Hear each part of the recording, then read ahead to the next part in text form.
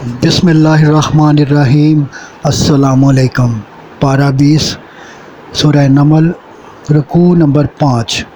فرمایا کہ بھلا کس نے بنائے ارض و سما، اور کس نے آسمان سے پانی اتارا اور رونق والے باغ اگائے۔ سوچو کہ ان سب کو بنانے والا معبود ہونا چاہیے یا کوئی اور۔ فرمایا زمین کو جانداروں کے ٹھہرنے کے قابل کس نے بنایا؟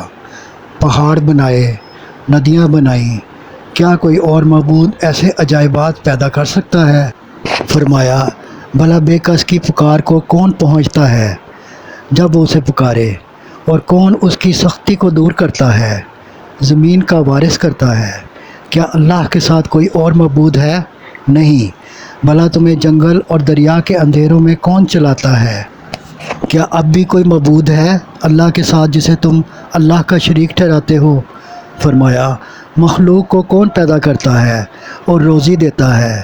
نہیں مانتے تو کوئی پختہ سند لاؤ۔